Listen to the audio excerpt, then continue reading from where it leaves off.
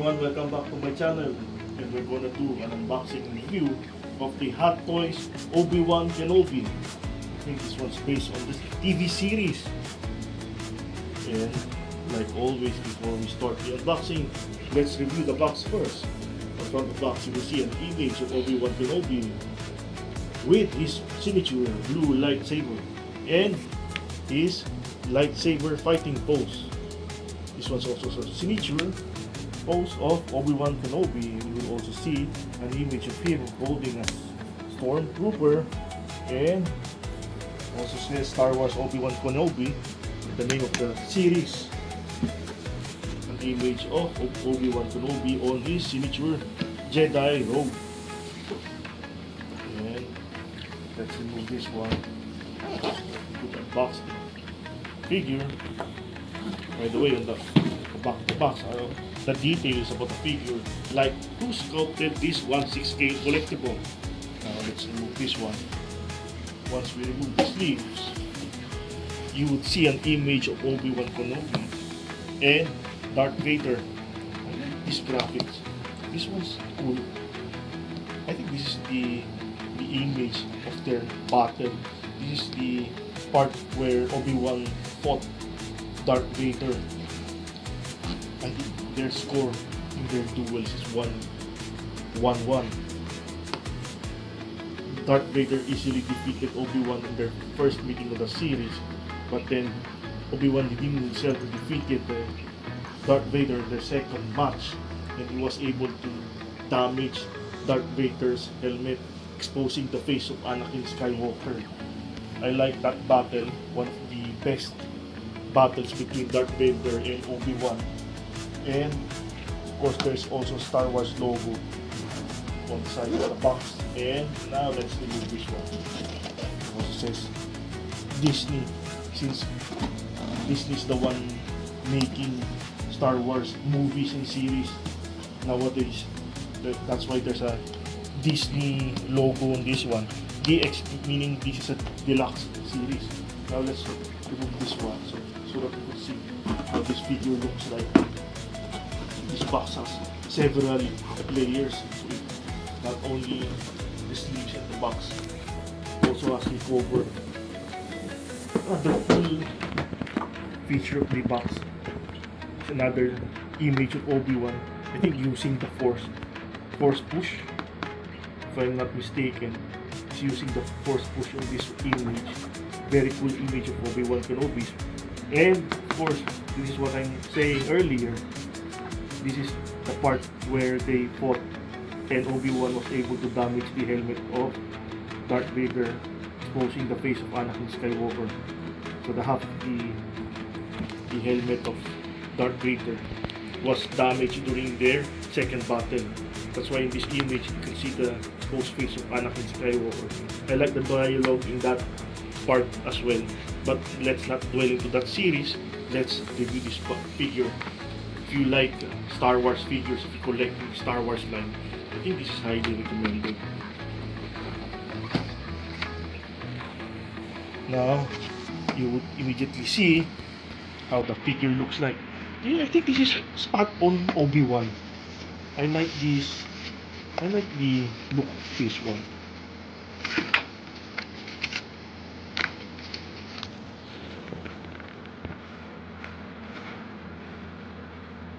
This is such a cool figure. See how spot on accurate this head sculpt is. Even the hair, I think this is made out of plastic, but this one looks hair sculpted. This is rubber, but it looks like hair sculpted. Yeah, I think this one's hair sculpted. This one's hair sculpted. See the hairline, how highly detailed the hairline is. And when look at the face, even the lines of the face, eyes, even the facial hair, spot on accurate, highly detailed head sculpt.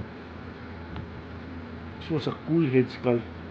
Head sculpt alone, this is already such an awesome figure. So if you love Obi-Wan, you are collecting Hot Toy Star Wars line, this one's highly recommended. Even from the head sculpt itself, only. But now let's check the body of this vehicle. I like the Jedi robe of this one. Even the belt is highly detailed. I think this one, the belt is made out of leather. This one's fabric. Even the shoes, spot on accurate, highly detailed. Everything is spot on accurate. Even the sole of the shoes. See in the camera the sole of the shoes. See how highly detailed these boots are. The attention to detail is very awesome. I like how Hot Toys made this figure. Not only is the head sculpt spot on accurate, even the outfit is highly detailed as well. So if you like collecting Obi-Wan figures, I think this is one of the best Obi-Wan figures that Hot Toys has ever released. So this one's highly recommended and a must-have. I think you shouldn't pass on this one, especially if you're into the Star Wars line. And before I forget, let's check the possibility of this one, the articulation. The arms easily raised sideways, but I think there's a certain difficulty in raising the arms forward. Only half the is raisable. The elbows here is the only part that is raisable on the forward direction.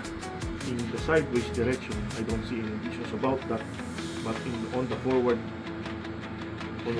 position, I don't think these shoulders could be raised all the way forward. Only the elbow part. So this elbow joint is highly articulated, very movable. But I don't think these joints here on the shoulders is easily moved on the forward direction. But on the sideways direction, I don't see any issues about that. Let's check the elbows, the knees.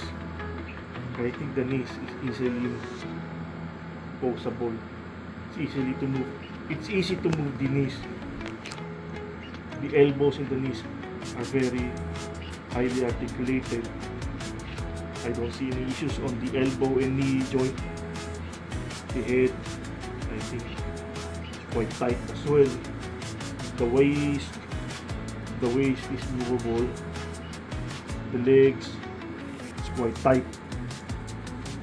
I think this is quite tight. I don't think this is very easy to post. I think this one's a tight figure. The elbows and the knees are the very movable parts. Highly articulated, the elbows and the knees. But the waist, the shoulders are quite tight. But this one, what I like about this one's easy to pose without the base. This one's posable without the base. It doesn't topple. It can stand alone without a display stand. I like the outfit of this one. The spot on accuracy and the attention to detail. The only issue that I see is that this figure is quite tight. So I think there are some poses that's difficult to do when it comes to this 1/6 scale collectible. Now let's check the other accessories that comes with this figure. What are these?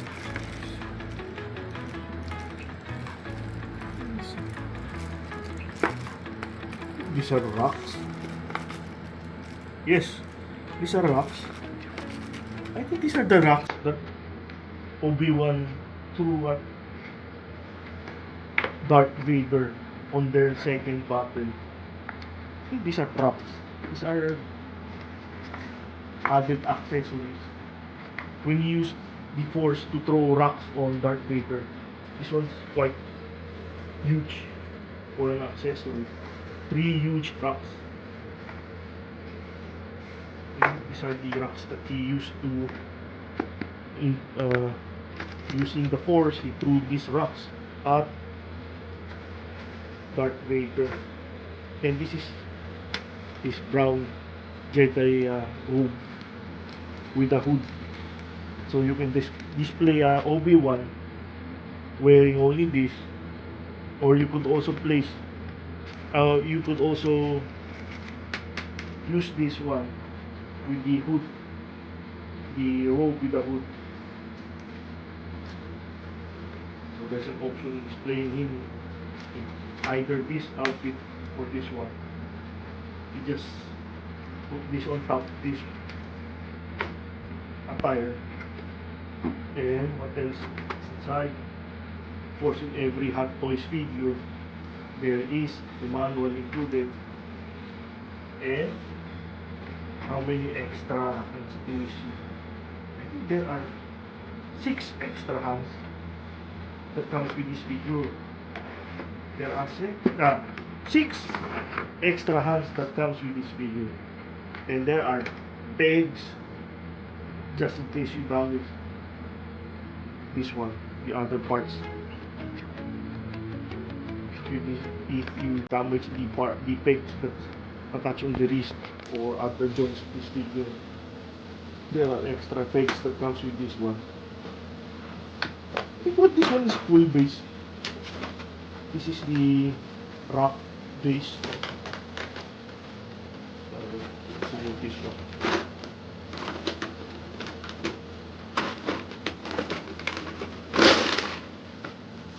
And what else is inside?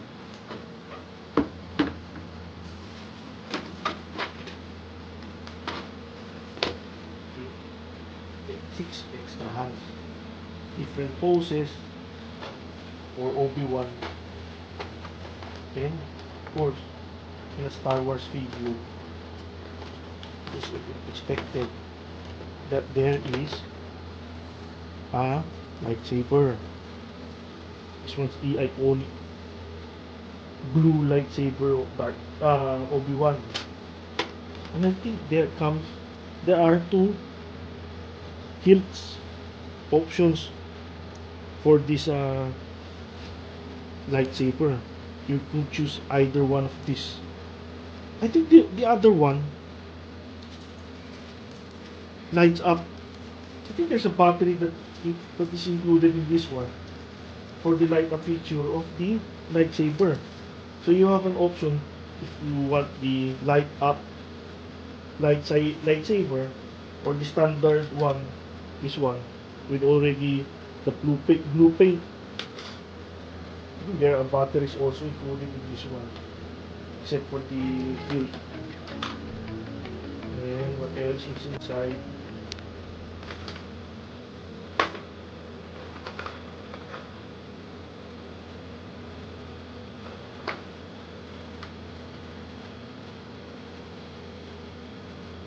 Usually this one, even though this one is small accessory, this one's highly detailed. I like the accessories that comes with this figure.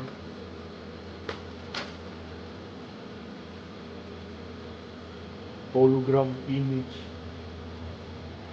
small figure, small accessory, but highly detailed as well. Also includes pistol. So in short, this figure comes with a lot of accessories. I don't think we would be able to use all of this one, but later on we'll decide on which one we will use. So if you're collecting Hot Toys line, this is highly recommended. I hope you get this figure. Highly detailed, spot on accurate, comes with a lot of accessories, and spot on Obi-Wan. The only issue that I saw, possibility, I think some joints are tight. So now, like always, let's try to come up with a display pose for this figure. This is the display pose that we've come up with. We've attached the lightsaber on the left hand of Obi-Wan Kenobi, and there's a mistake that I've made on the tube, the transparent tube on the box is not the lightsaber. It's part of the display stand. This one is the blade of the lightsaber, and it has a light up feature. There's a type C USB port. You can attach here for the light up feature for your signature blue lightsaber. and I like the pace of this figure as well. This is reminiscent of their second battle in the TV series Obi-Wan Kenobi. This the decisive battle between Obi-Wan Kenobi and Darth Vader, in which he made a decisive victory. In this display pose, he made use of the Force to throw or to lift rocks and throw it on Darth Vader. See the rocks? It's attachable on the tube here. The transparent tube has some parts where you can attach these rock accessories. You see on the back. The rock accessories, the 4 rock accessories can be attached on the transparent tube. Earlier I said this is the lightsaber itself. It has a light up feature. That was my honest mistake. This one's not the lightsaber blade. This one's part of the display stand, and there are parts here where you can attach the accessories for the rocks, which in the TV series he lifted and threw at Darth Vader. So if you have a Darth Vader figure, I think this goes well with that. You wouldn't go wrong displaying the 2 figures together. And this one's a cool display pose as well. The lightsaber lights up using the there's a Type-C plug, Type-C USB port plug, so that you could use the light up feature. The rocks here on display stand is highly detailed as well. This one's such a cool figure. For the price of the figure, this one's worth it. This comes with a lot of accessories, and this one's highly detailed with the light up features, pattern accurate. Even the hairline looks very real. Even the lines on the face, facial hair is part on Obi-Wan. So if you love Obi-Wan Kenobi, I think this is a figure that you shouldn't miss, especially if you have a Darth Vader figure. This one goes well with that one. This one's a great combination on the display stand together with the Darth Vader figure. And once again, if you enjoyed this unboxing review, I hope you hit the like button and subscribe to my channel. Once again, thanks again for watching.